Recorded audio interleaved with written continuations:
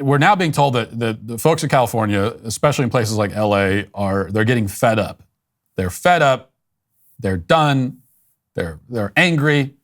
And here's a local Fox report, which is interviewing one of those very fed up Los Angeles residents. Let's watch. And caught on camera at a local construction company in LA's Glassell Park. Several thieves are involved, and tonight that owner tells us he's frustrated. This whole strip has been broken into. Our neighbors have been broken into 4 times. These guys just got broken into 2 months ago. What are we supposed to do? We're a small construction company. Ryan Bagley, the latest victim on this Glassell Park street, to get burglarized by several thieves. So many, it's hard to count. As you watch them file into and out of Bagley's business, Delta Construction and Electric. They smashed into our gate over there, smashed our gate into here. 15 dudes come pouring in. Delta security cameras capturing the destructive mayhem about 5 a.m. Wednesday morning. The getaway car, this blue Kia Soul, Bagley says was stolen from LAPD's impound yard. The cops just knew that it was from the LAPD impound because of the chalk mark on the window. That Kia Soul taking out a gate so the hooded suspects could make entry. Hi. You are currently being recorded. Inside, they took whatever they could carry, including music equipment. Bagley and his brother, former band members, stored inside. You can hear the alarm and spot a guitar. Stole 6 of our guitars, a bunch of studio mics and stuff like that. Rustled some stuff out, some construction on our construction side. They stole a bunch of tools. Thousands of dollars worth of valuables, demolished doors and gates. Bagley says the alarm company woke him at 5:03 a.m. when the break-in was still underway, and he managed to get there even before cops. But the suspects were gone. I came in ready to rustle them out of there and just be like, you know, I wanted to at least take down a few of them. His business now boarded up, and Bagley is fed up with the break-ins and elected officials. I voted for Karen Bass, I voted for Biden, I voted for Gavin Newsom. I'm sick of it. It's like at some point you have to give me a reason to vote for you again. Or just do our jobs, make a living, help our employees make a good living, and move on. But it's really freaking difficult to survive. Yeah, so I watched that. I have to say that, and you know that I'm obviously, according to a lot of people anyway, a cruel, heartless person. So maybe it won't surprise. Maybe it's just that when I say that I have no sympathy for this guy whatsoever. Any chance of me having sympathy evaporated with his second sentence where he said, if you want me to vote for you again, like, how is that even a possibility that you'll vote for them again? I voted for Karen Bass. I voted for Newsom. I voted for Biden. Look, I voted for all these people. I voted again and again and again for people that have caused this problem. And sure, I might vote for them. I'm willing to vote for the people that have caused this problem again, but you have to lie to me first. That's what he's basically saying.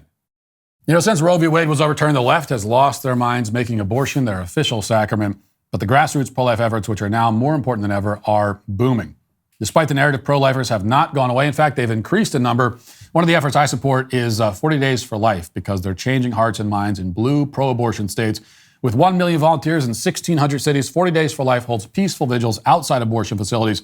40 Days for Life has opened a record number of locations since Roe was overturned, and they've grown in volunteers. This success has come, unfortunately, with new unwanted attention from the DOJ. 40 Days for Life recently made national headlines because they're suing the DOJ on behalf of their volunteer Mark Houck, who was raided by the FBI. We've talked about him on the show. They're going on offense against our compromised FBI and DOJ. You can help them fight their ongoing legal battles and pursue free speech for their volunteers, including Mark Houck, by giving a tax-deductible gift of any amount at 40daysforlife.com. That's 40daysforlife.com. Let me tell you something. I have 2 dogs for some reason, and the magic power of rough greens in my home. Since our dogs are now healthier and happier, I figured I'd offer a Santa a chance to borrow them if he needs some real power on his sleigh this Christmas, and he can bring them back whenever he wants, next year even. Naturopathic Dr. Dennis Black, the founder of Rough Greens, is focused on improving the health of every dog in America. Before I started feeding my dog Rough Greens, I had no idea that dog food is dead food. It contains very little nutritional value. Think about it. Nutrition isn't brown, it's green. Let Rough Greens bring your dog's food back to life. Rough Greens is a supplement that contains all the necessary vitamins, minerals, probiotics, omega oils, digestive enzymes, and antioxidants that your dog needs. You don't have to go out and buy new dog food. Just sprinkle Rough Greens on their food every day. Dog owners everywhere are raving about Rough Greens. It supports healthy joints, improves bad breath, boosts energy levels, and so much more.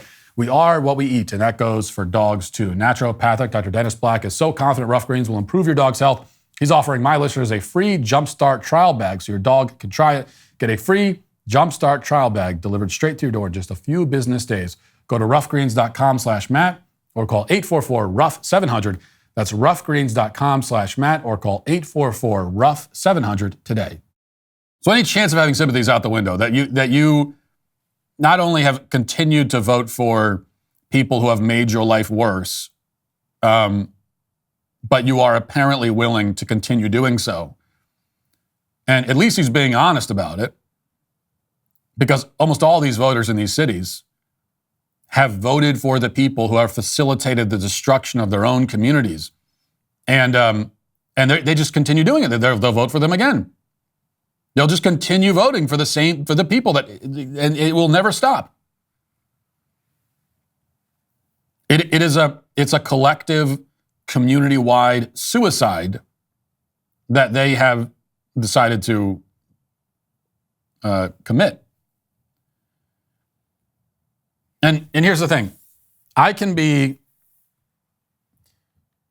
In some cases, I can have sympathy for people who are lied to by a politician, who fall for a lie that a politician tells, and then they vote for a politician because they think a politician is going to do a certain thing.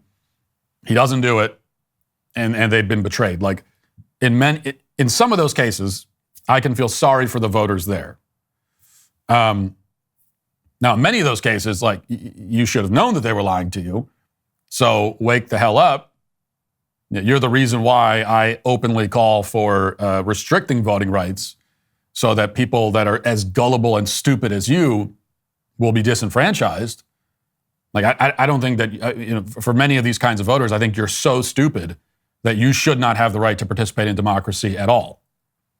But, there are times when even intelligent people can be fooled and lied to. We're lied to so much that it can be overwhelming. But here's the point. These people that are running California and running Los Angeles and San Francisco and these cities, they're not even really lying. Okay? They're not even pretending that they're going to clean up the cities. These aren't broken promises. No, these are promises fulfilled. They are keeping their promises. None of these people have even claimed that. They're not out there saying, look, I'm going to clean up the streets. We're going to get rid of these criminals. We're going to tamp down on this. There's a law and order, justice, truth, justice in the American way. Like, they're not running based on that. Like I said, if they were, and you had a politician who was pretending that he was going to, throw the book at these criminals and clean up the streets, and he's saying all the right things, and then you vote for him and he doesn't do it, yeah, I could have some sympathy. But like Gavin Newsom? Has Gavin Newsom even pretended that he's going to try to protect your business from being raided by 15 hoodlums in the middle of the night? No, what you get from people like Gavin Newsom and Karen Bass and all the rest of them, Biden, is either they deny, the problems that you're having in your community, they deny it. So you're crying out and saying, this is happening in our community, it's falling apart, and they're just, they got the blinders on and the earplugs in, and they're pretending they can't see or hear you. Or, in some cases, they're openly justifying it.